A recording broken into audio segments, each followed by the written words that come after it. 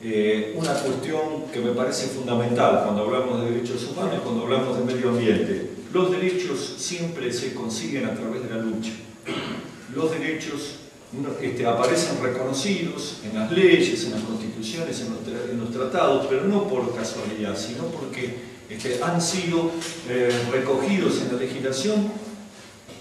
como consecuencia de una lucha popular, en algún punto no necesariamente en el lugar donde se los reconoce, pero a veces son tradiciones que vienen de otros países, pero que se han ido incorporando a la conciencia jurídica de la gente. El caso de mi forma de pensamiento, dice Belgrano, la idea que hay tiranos donde quiera que los hombres no gocen de unos derechos que Dios y la naturaleza les han concedido. Esto lo escribe en su memoria. La ONU sanciona la Declaración Universal de los Derechos Humanos, en donde se reconocían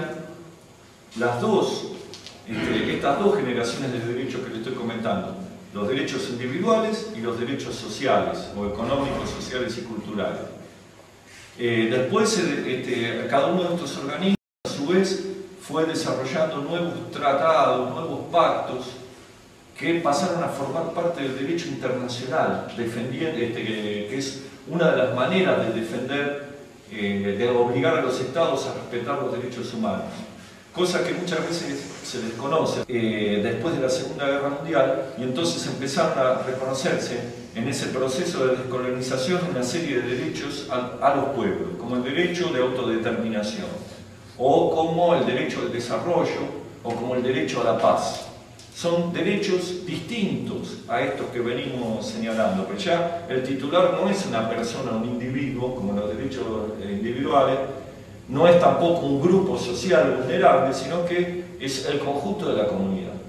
Y estos derechos, que se los conoce como el nombre de derechos de tercera generación, o derechos colectivos, de incidencia colectiva, hay uno en particular que tomó cada vez más relevancia, que al principio parecía como un mero detalle, como una mera aspiración, pero después empezó a tomar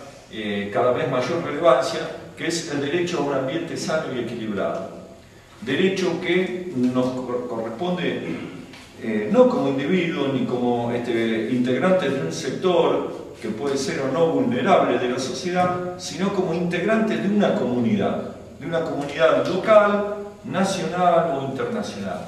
Entonces, cuando nosotros nos enfrentamos con situaciones como la deforestación de la selva,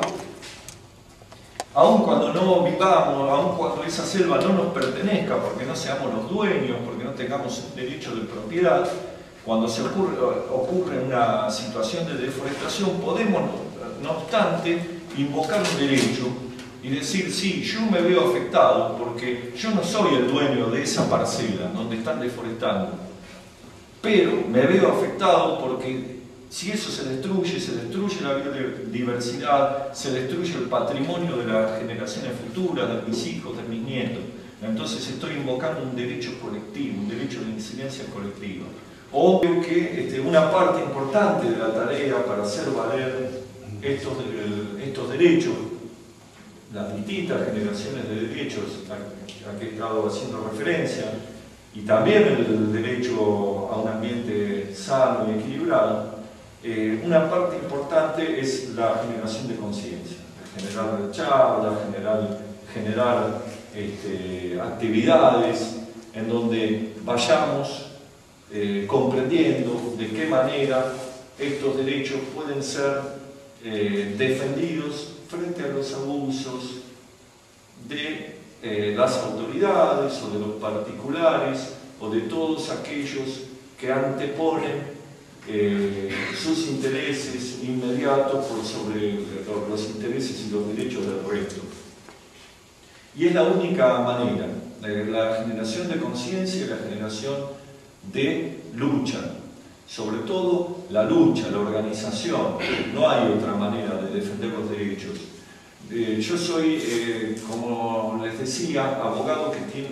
tengo una larga trayectoria de estar litigando en los tribunales, y la verdad, como hablábamos con un colega hace un momento en la puerta, las leyes contiene muchas veces hermosas palabras, bellas palabras, la Constitución tiene bellas palabras, pero esas palabras son inefectivas si no van respaldadas por relaciones de fuerza. Esta es la verdad.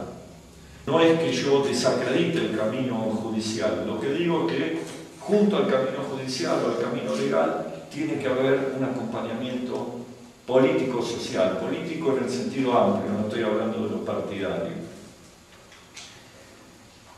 Porque la verdad, y esto para terminar, no extenderme más, ya lo decía el padre de nuestra Constitución, que fue Juan Bautista Alberdi. Él decía, la libertad, la justicia, la paz, no están en los textos, no están en el código, no viven en el código,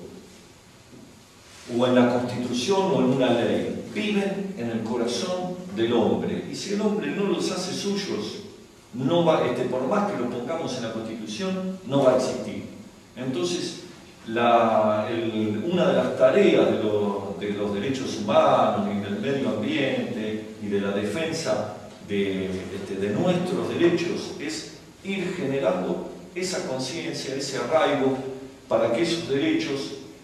realmente estén, aniden en el corazón del hombre, para que exista lo que alguna vez me dijo un militante de derechos humanos, que yo siempre lo recuerdo, que fue el profesor Alfredo Bravo, que decía, nosotros tenemos que trabajar para que haya una cultura de los derechos humanos. Una cultura quiere decir que todos nosotros tengamos un acuerdo, un consenso básico sobre que existen determinados derechos y que tienen que ser respetados. Si se logra eso, ya después las leyes van a caminar solas.